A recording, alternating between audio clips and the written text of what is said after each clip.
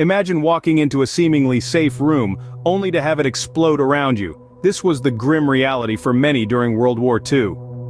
As we delve into the clandestine operations of World War II, we encounter a chilling aspect of warfare: booby traps. These hidden dangers were not just a soldier's nightmare but a stealthy weapon that claimed countless lives. In the midst of the world's largest conflict, a silent, unseen enemy was at work. The traps were ingeniously designed and their purpose was simple: to kill or maim without warning. They were hidden in plain sight, in everyday objects, waiting for an unsuspecting victim to trigger them. The statistics are startling. Thousands of soldiers and civilians alike fell victim to these insidious devices, their lives cut short in the most unexpected circumstances. The traps were everywhere, from the war-ravaged streets of Europe to the remote jungles of the Pacific. Booby traps were not just weapons, they were psychological tools, instilling a pervasive sense of fear and uncertainty. The enemy was everywhere and nowhere. The battlefield was no longer just the front lines, it was every street, every building, every room. These silent killers took thousands of lives, turning familiar terrain into fields of fear. Booby traps were not just deadly weapons, they were psychological tools instilling fear and uncertainty in the enemy. This chilling truth of warfare was never more apparent than during World War II, when the Axis powers employed booby traps with calculated precision to disrupt their adversaries.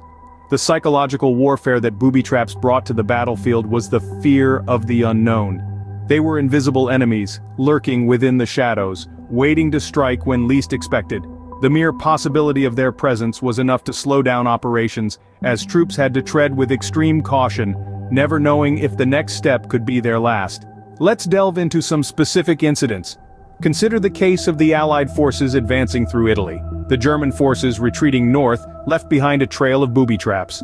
Landmines disguised as innocuous everyday items like cigarette packs or pens were scattered in their wake. The result? An Allied force constantly on edge, their morale chipped away by the unseen threat. Another case study takes us to the Pacific Theater, where the Japanese used booby traps extensively in their defensive strategy. They would rig caves and tunnels with explosives, turning seemingly safe shelters into deadly traps. The psychological impact was profound. The fear of these invisible enemies added another layer of stress and tension to an already grueling campaign, sapping the strength and spirit of the Allied forces. It's important to note that booby traps weren't just used to kill or injure. They were deliberately designed to sow chaos and confusion among enemy ranks. Disrupted supply lines, delayed offensives, and a constant state of high alert. These were the ripple effects that booby traps created. They were a silent but potent weapon, a psychological tool that turned the environment into an enemy itself. They were a constant reminder of the unseen danger lurking around every corner. This was the invisible enemy that the soldiers had to face. A faceless adversary that could strike anywhere, anytime, adding a persistent undercurrent of fear to the brutal reality of war. But booby traps were not the only silent killers on the battlefield. When we delve deeper into the clandestine warfare of World War II, we uncover a lethal array of sabotage tactics that were as invisible as they were insidious. These tactics were not confined to the direct engagement of the enemy on the battlefield but extended far into their territories, striking at the very heart of their operations. The concept of sabotage during World War II was multifaceted, with methods as varied as the nations that employed them. One such method was the intentional destruction of infrastructure, a tactic that was designed to cripple the enemy's ability to wage war. From blowing up bridges to hinder transportation, to the demolition of factories essential for the production of weapons and ammunition, these acts of sabotage aimed to disrupt the normal functioning of the enemy's military apparatus. Another equally effective sabotage tactic was the disruption of supply chains. By targeting these lifelines, saboteurs could effectively starve the enemy of the resources necessary to continue their war effort. This could involve the sinking of supply ships, the destruction of storage facilities, or the disruption of railway lines. Each act of sabotage was meticulously planned and executed with the aim of causing maximum disruption with minimum risk to the saboteurs. These tactics were not just about the physical destruction of assets, but also about sowing confusion and fear. The psychological impact of these actions often proved just as devastating as their physical consequences. The constant threat of sabotage kept the enemy on edge, draining their morale and forcing them to expend precious resources on counter-sabotage measures. These sabotage tactics were a form of warfare that was far removed from the traditional perception of battle. They were covert actions, carried out under the cover of darkness and often behind enemy lines. They were actions that required not just physical courage, but also a keen mind and a stealthy hand. These tactics, while less direct, were no less deadly. One of the most daring sabotage missions of the war took place in the heart of Nazi-occupied Norway. This was Operation Gunnerside, a covert mission that was as audacious as it was crucial. The target? A heavy water production facility nestled in the secluded region of Telemark. Now, you might wonder, what's so important about a water production facility? Well, this wasn't just any water. This was heavy water, a key component in the Nazis' atomic bomb research. If left unchecked, this facility could have given Hitler the most devastating weapon known to mankind. The operation was entrusted to a group of British-trained Norwegian commandos, men who knew the treacherous terrain like the back of their hand. It wasn't just about infiltrating enemy lines. They had to traverse snow-covered mountains, icy rivers, and hostile forests before they could even reach their target. But they were resolute, for they knew the stakes were higher than personal peril. On the night of February 27, 1943, the commandos set their plan into motion. In the dead of night, under the cover of a moonless sky, they made their way into the facility. They had to work quickly and quietly, as the slightest misstep could alert the German guards. They planted explosives, meticulously placed to cause the most damage, and then, they slipped back into the shadows, leaving the ticking time bomb behind. The explosion was a success. The heavy water production was halted, dealing a severe blow to the Nazi atomic bomb project. The commandos escaped without a single casualty, melting back into Norway's icy wilderness. It was a mission carried out with surgical precision, with every detail meticulously planned and flawlessly executed. Operation Gunnerside was more than just a sabotage mission. It was a statement, a message to the Axis powers that their reign of terror wouldn't go unchallenged. It was a testament to the courage and resolve of those who dared to stand against tyranny, even in the face of overwhelming odds. This daring mission showcased the sheer audacity and effectiveness of sabotage tactics. And it stands as a reminder that sometimes, the most powerful weapon isn't a gun or a bomb, but the indomitable spirit of those willing to fight for what's right. The use of such tactics raises questions about the morality of war. A chilling statement, isn't it? Indeed, the deployment of booby traps and sabotage strategies during the Second World War wasn't merely a demonstration of military cunning. It was a stark reflection of the moral complexities that arise in times of conflict.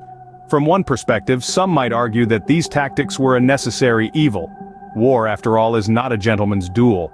It's a brutal struggle for survival where the primary objective is to incapacitate the enemy by any means necessary. In this light, booby traps and sabotage were merely another tool in the arsenal, a way to keep the enemy off balance, to sow fear and confusion, to buy precious time and resources. But then, there's the other side of the coin, the humanitarian perspective that questions the ethical implications of these tactics. The booby traps didn't distinguish between a soldier and a civilian, an adult or a child. They were indiscriminate, and their deadly legacy lingered long after the guns of war had fallen silent. The landmines, the hidden explosives, they turned homes into battlefields, playgrounds into minefields. Moreover, the use of sabotage techniques often involved civilian infrastructure. Power plants were targeted, railways were blown up, communication lines were cut off. While these actions undoubtedly hampered the enemy's war efforts, they also inflicted untold suffering on the civilian population, who were deprived of essential services and plunged into a state of constant fear and uncertainty. And so we find ourselves in a moral quagmire. On one hand, the desperate necessities of war, on the other, the inherent value of human life and dignity. The use of booby traps and sabotage during the Second World War forces us to confront these uncomfortable realities. These tactics blurred the lines between soldier and civilian, bringing the horrors of war to the doorstep of the innocent. The question remains, was it a war without honor? Or was it a tragic testament to the lengths humanity will go in the face of existential threat? Only history can judge. The impact of these tactics extends beyond the immediate casualties. The aftermath of World War II saw a world radically changed, a landscape scarred by the hidden war fought in the shadows. The Axis powers' booby traps and sabotage tactics left behind more than just memories. They left behind a legacy of long-term effects that continue to resonate. Unexploded ordnance, a haunting remnant of the hidden war, still poses a threat to this day. Buried beneath the surface, these dormant weapons of destruction lie in wait, a ticking time bomb from a bygone era. From France to Russia, farmers and civilians alike live with the threat of unearthing these deadly remnants of the past. The cleanup is a slow, painstaking process, a grim reminder of the war that was fought not only on battlefields but also within the very fabric of everyday life. Beyond the physical danger of unexploded ordnance, the sabotage tactics employed during the war also resulted in long-term infrastructure damage. The Axis powers targeted critical infrastructure, crippling transportation systems, disrupting water supplies, and bringing down power grids. The effects of these actions were not confined to the war years. They extended into the post-war period, hampering recovery efforts and slowing down the process of rebuilding. The damage done to infrastructure had far-reaching effects, impacting economies and societies. It took years, even decades, for some regions to recover and rebuild. The scars left behind by this hidden war are still visible in the form of ruined buildings, abandoned railways, and broken bridges. These facts remind us that war is not just about the battles that are fought and the lives that are lost. It's also about the hidden wars, the ones that are fought in the shadows, the ones that leave behind a legacy of destruction that extends far beyond the immediate casualties. The legacy of these hidden wars, the booby traps and sabotage tactics of the Axis powers during World War II, is a chilling testament to the lasting effects of war. It's a legacy that continues to echo through the decades, reminding us of the cost of conflict, the price of power, and the enduring impact of the choices made during times of war. The legacy of these hidden wars still haunts us today. As we look back on this dark chapter of history, we are forced to ask, was it all worth it? A war is not just a clash of armies but a collision of morals, ethics, and principles. The invisible war of World War II, marked by stealthy booby traps and cunning sabotage tactics, was no exception. It was a war waged not only on the battlefield but also in the shadows, behind closed doors, and beneath the very feet of unsuspecting soldiers. These tactics, though effective in achieving military objectives, were not without their ethical dilemmas. The use of hidden dangers, of unseen threats, posed a stark question. Where do we draw the line between military necessity and human suffering?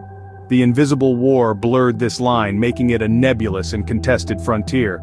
Booby traps and sabotage were strategies of surprise and unpredictability, adding an element of terror to an already terrifying situation. They often targeted not only soldiers but also civilians, amplifying the horrors of war and making no one safe. They were, in essence, a weaponization of fear, stealth, and unpredictability. Yet, in the throes of war, these tactics were seen as necessary evils. They were measures taken in desperate times to protect nations, to safeguard freedoms, to resist oppression. But at what cost? The invisible war left not just physical scars but also psychological ones, lingering long after the last shot was fired. It is crucial to remember that the invisible war was not a faceless one. Each booby trap, each act of sabotage, was set by hands, planned by minds, and carried out by individuals. It was a war fought by people, not just armies, and it affected people, not just nations. The legacy of the invisible war is complicated, layered with shades of gray. It is a stark reminder of the lengths humanity can go to when pushed into a corner, of the drastic measures we are capable of taking when survival is at stake. In the end, the invisible war was not just fought on the battlefield, but in the hearts and minds of those who lived through it. It is a chapter of history that compels us to reflect, to question, and to remember, so that we may learn from it and strive to prevent such invisible wars from happening again.